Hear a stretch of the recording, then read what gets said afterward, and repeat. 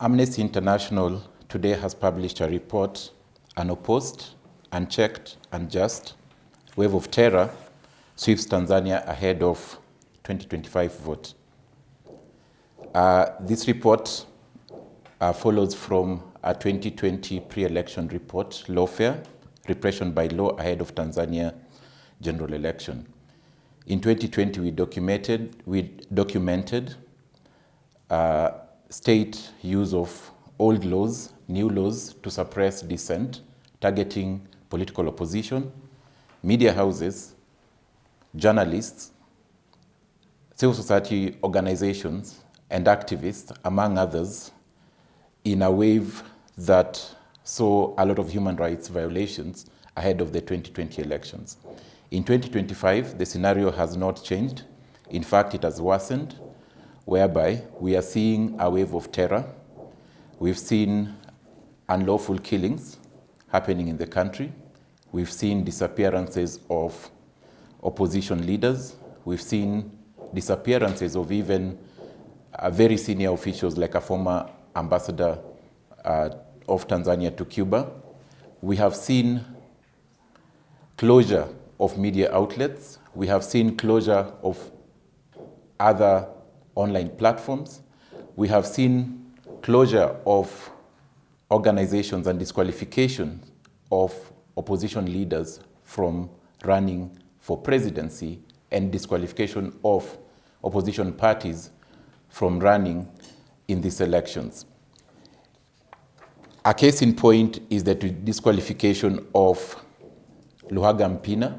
Luhaga Mpina was an opposition leader for ACT Wazalendo, having defected from the ruling party CCM and wanting to run for presidency.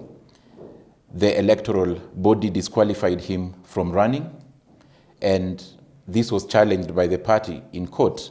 But even after the High Court making a decision that the electoral body should reinstate his candidature, found that the electoral body went ahead and still banned him, going by advice from the Attorney General and disregarding High Court ruling. Earlier in the year, we found that Tundu Lissu was arrested. This is the main opposition leader for Chama cha Demokrasia and Maendeleo, was disqualified, was arrested, charged with treason. Tundu Lissu is still in prison as we speak, unable to run for presidency. His political party, Chadema, also disqualified by the electoral body for reasons that it did not comply or did not sign some electoral code of ethics. Tanzania election in 2025 creates a worrying trend in the region, a worrying trend that an opposition leader can be arrested, jailed, and trial goes on to elections. A worrying trend that any foreigner that wants to travel to the country for trial observation, for solidarity, can be arrested, can be prevented from coming into the country and tortured, as we saw in the case of Boniface Mwangi and Agatha Atuhaire. We've also seen cases where foreigners have been ejected or expelled from the country. A case in point we witnessed a few weeks ago, and again for trial observation purposes. This report documents a lot more, including freedom of movement. As I've mentioned, earlier in the year, we saw that Kenyans, Martha Karua, who was the former Minister of Justice, the former Chief Justice, Willy Mutunga, were prevented from entering the country, among others.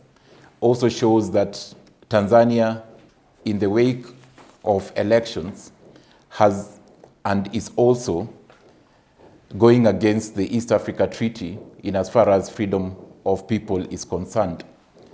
Tanzanians in the country have also been prevented from moving about, and especially opposition leaders. We saw a case in point whereby opposition leaders, especially Chadema officials, have been prevented from leaving the country or moving around to attend their own political events. We have seen the mass arrests of opposition leaders who have tried to assemble for political purposes. Last year, more than 500 Chadema members were arrested trying to attend a function to mark International Youth Day. Earlier in the year, we saw a situation whereby more than 23 Tanzanians who had gone to court for trial observation of Tundu Lissu, who were arrested, taken to a forest, beaten. Some of them reported torture, and 2 reported sexual violence from state authorities. In this report, we are calling on the state to investigate, among other many cases of disappearances.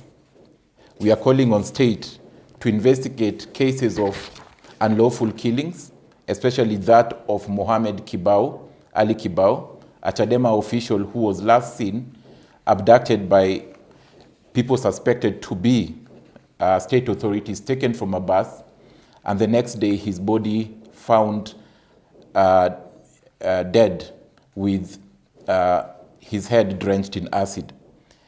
We are asking the state to ensure the unconditional release of anyone detained solely for expressing their political and religious views, and this includes Tundu Lissu.